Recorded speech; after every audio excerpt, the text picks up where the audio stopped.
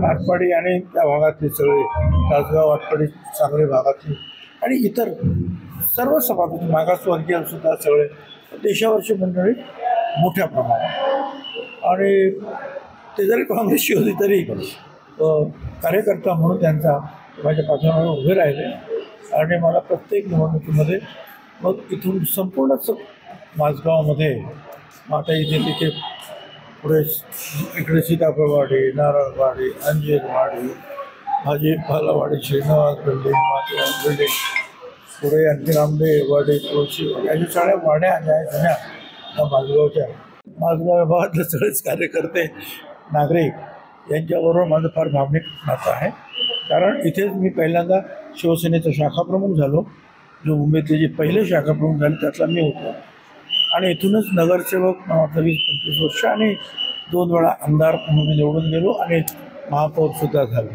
बाप्पाचं गणेश विसर्जन आहे आणि मुंबई महाराष्ट्रात आणि सगळीकडे जे आहेत विसर्जनाच्या मिरवणुका निघता आहे. माझा विश्वास आहे की या सगळ्या मिरवणुका अतिशय शांतपणे आनंदाने उत्साहानं पार पडते आणि बाप्पा राज्याला आपल्या आणि राष्ट्राला एकूण सगळ्यांना सुखशांती देऊ अशी आपण त्यांच्या चरणी बाप्पा जाताना प्रार्थना करू. भुजबळ साहेब, अंजीरवाडीच्या सार्वजनिक गणेशोत्सवाच्या विसर्जनामध्ये तुम्ही सहभागी होता, यापूर्वी अनेक वर्ष सहभागी होते. अंजीरवाडी गणेशोत्सव मंडळामध्ये मला कल्पना नाही परंतु कदाचित किती वर्ष आले असतील त्या 40 वर्षाचा अध्यक्ष आहे परंतु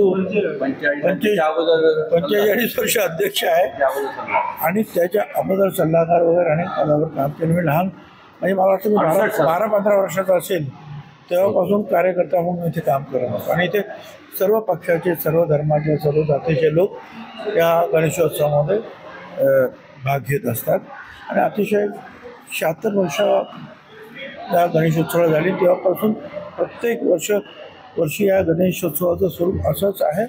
ते अतिशय धार्मिक असं स्वरूप ह्या गणेशोत्सव असतं. त्याच्यामध्ये कुठलाही राजकीय वगैरे काय अभिनिवेश वगैरे काही नसतं. त्याचं वाटप केलेलं आहे राष्ट्रवादी या विषयावरून नाराज आहे. मला काही कल्पना नाही आहे काय परंतु ते त्याच्यामध्ये चर्चा होईल त्यांची काय. एकाच पक्षाच्या लोकांना आमदारांना महामंडळाचं वाटप केलं जाते आणि घटक पक्षांना काही मिळत नाही असं आहे की मला ते बघावं लागेल आणि याची मला पूर्ण माहिती माझ्याकडे नाही काय आणि जी चर्चा होईल ना त्यांची काय करता.